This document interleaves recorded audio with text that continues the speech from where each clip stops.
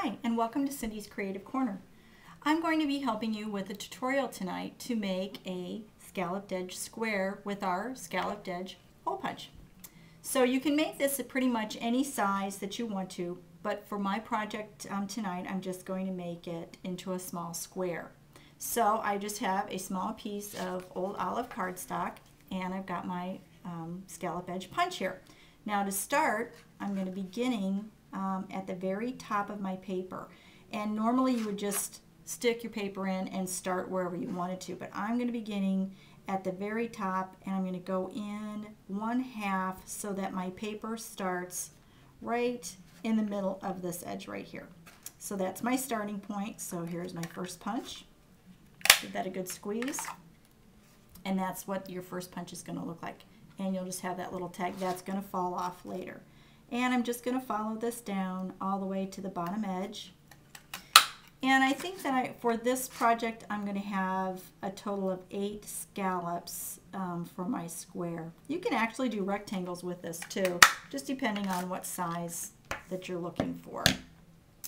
Okay, now the second step is counting down the amount of scallops that you want, and I want 8. So we go 1, 2, 3, 4, 5, 6, 7, 8. And right here with my paper cutter, I'm just going to cut right down the middle of that edge.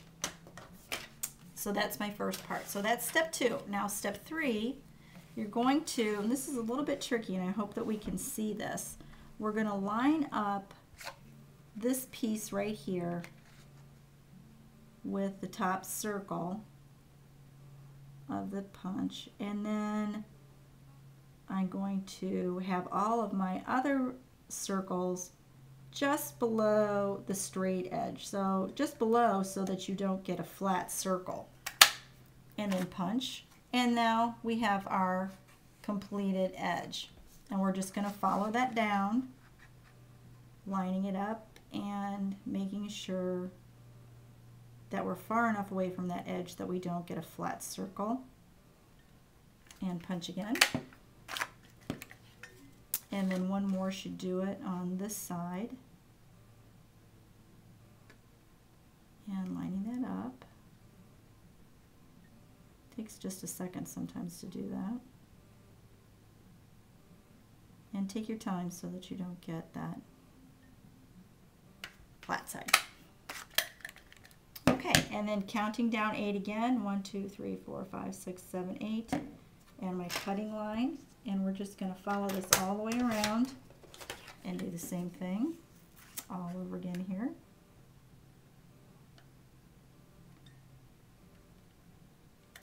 And I do want to acknowledge Mary Jo Albright for her tutorial on how to do this. I was wondering if there wasn't some way that you could take this scallop edge and make a square or a rectangle, and lo and behold, Mary Jo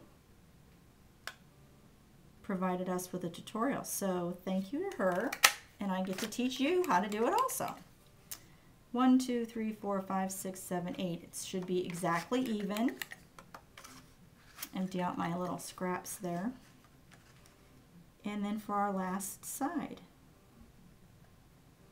again, lining that up right here at the top and making sure not catching an edge. Now I've used my punch quite a bit, so it looks like I'm getting a little bit of a raw edge, which I'll show you how you can even that up just with your scissors. Okay, there you go. Very good. That came out great. Now I do have a little bit of roughness. I think what I need to do is take some aluminum foil and punch a few times with my hole punch, and that is how you can sharpen your blade a little bit on your punch. And then that should take away some of that. That's not too bad.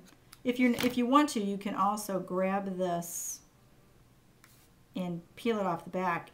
If the back of your paper is not going to show, you can always do that too. And then right here I've got a little teeny tiny hook, and you can just take your snips. If you don't have snips, this is a really great paper scissor. And we sell these in the idea book and catalog. So then just go around and trim that up, and your piece will come out like that. And then you've got a great layer for your card. So I'm going to finish up my card, and I'll post it on the web page, and you'll be able to see how great it looks as a layer. Thanks for tuning in for my tutorial. Have a great night. Happy stamping!